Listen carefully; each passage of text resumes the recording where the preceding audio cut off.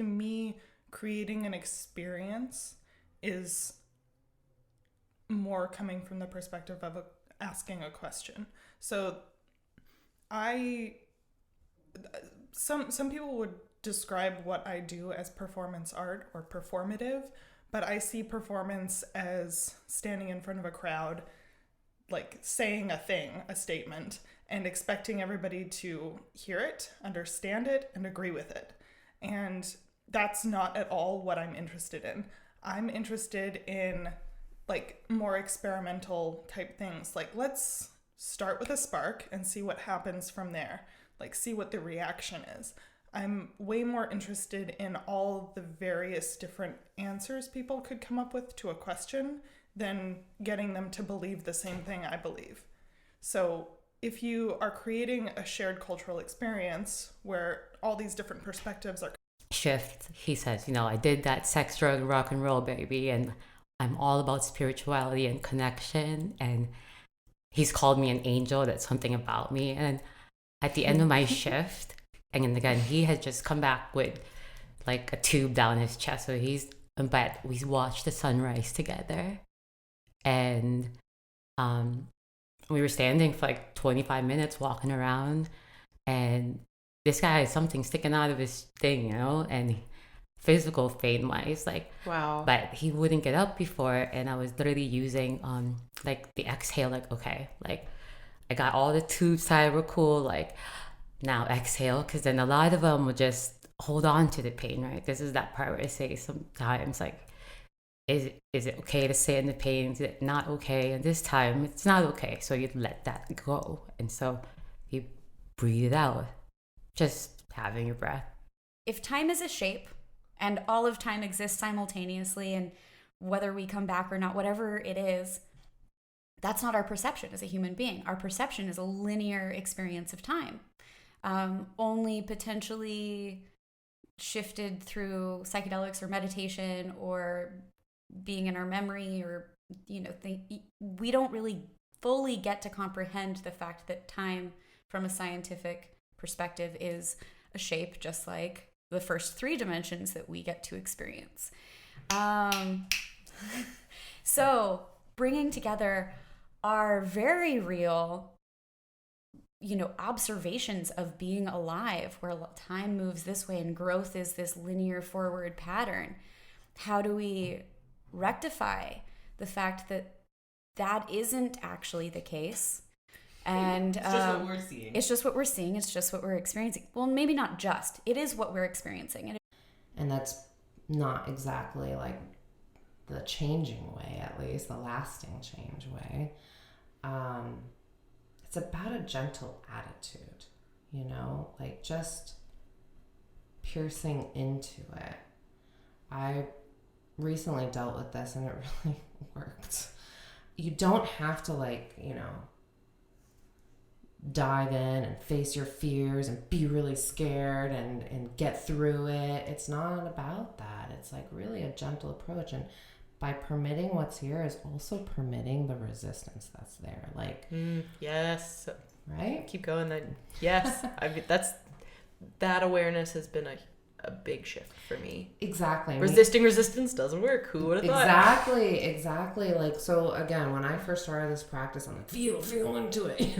Yeah, totally. Me too. Or like, let go. They're going to land to that career. And so everything has to connect, which is what you just shared.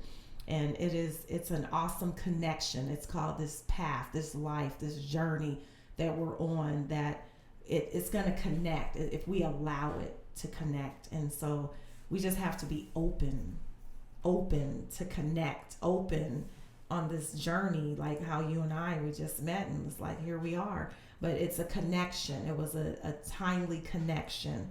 So you have experiences that you've experienced. I've experienced some things, but it's how do we respond? Like we could respond to those things in our life negatively, or we could choose to be positive about it. And then guess what?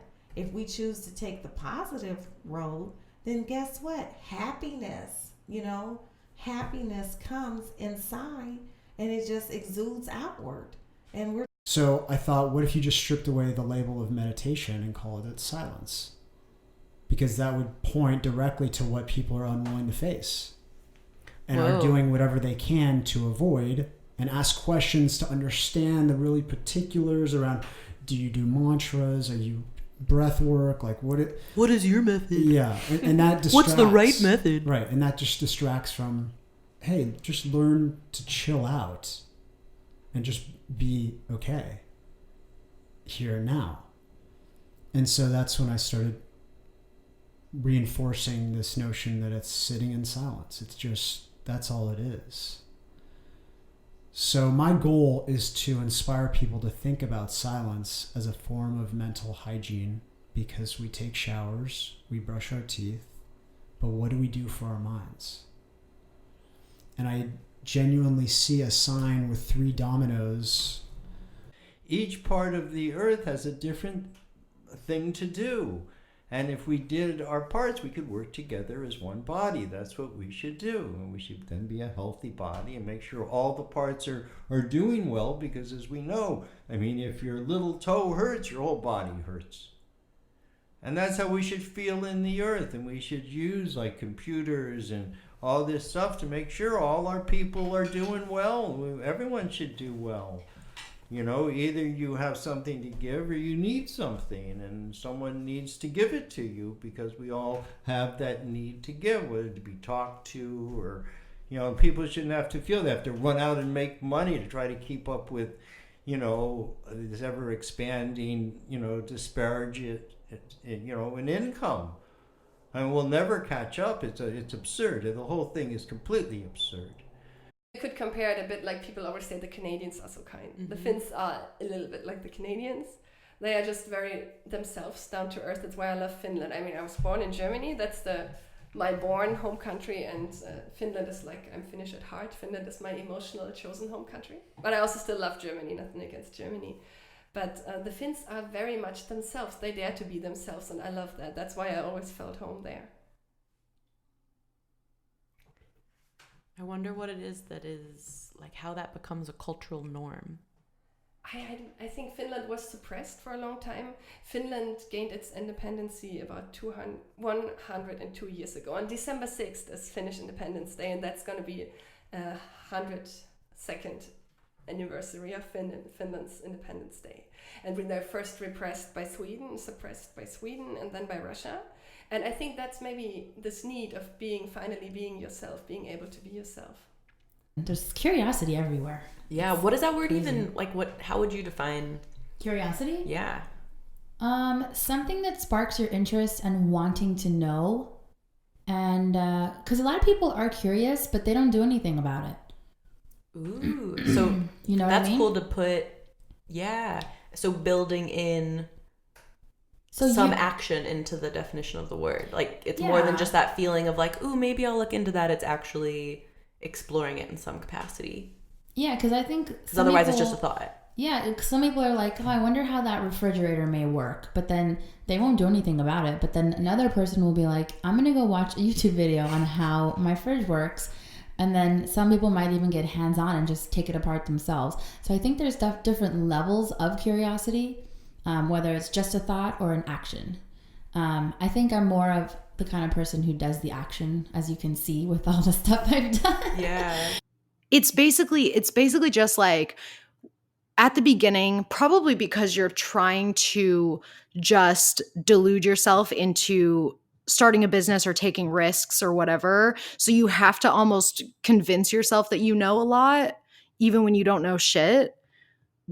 Because otherwise you'd never start, right? You'd never start doing anything. I would never have started a business if I knew how little I knew, you know? Yeah, that's well said. You have to feel some self-confidence to make choices and make moves and do things. Or fake self-confidence to make choices. And then you start to learn stuff. You get good at your job. You start to learn more. And the more you learn, the more you realize you cannot learn everything. It's physically impossible. And so then you just enter this middle ground of like, I'm not that confident. I really don't know everything. I don't even kind of know like a 10% of everything. And so it's tapped into this deep, like, sort of social psychology in individuals that I think today is causing a lot of issues around maybe depression or feeling like your life is not good enough in the face of all your other this is again commonplace discussion, like in the face of all the curated feeds of your peers. And that has come up, but not necessarily because companies, were out to screw over humanity. I absolutely don't believe that. But I think it came from a place of like growth and trying to offer the most utility and what humans wanted in the first place, instead of thinking, well, what's actually healthy for people, which is, I think, where the conversation is shifting today. So that's good. But at some point, like a lot of this is just snowballed too. So that I think it's a very difficult task for companies to figure out. Like, is that what I get? Like, is that my one place that I can go? Is this, this one show? Like, okay. But watching all of these queer people and all of these lesbians that kind of look like me more or less and identify like me, on screen, I felt like at home for the first time. For that hour, I just felt at home. And I think, so for me, in a certain sense, maybe it's feeling secure, maybe it's feeling represented. I think you can satisfy people with stories depending on what they need in the moment.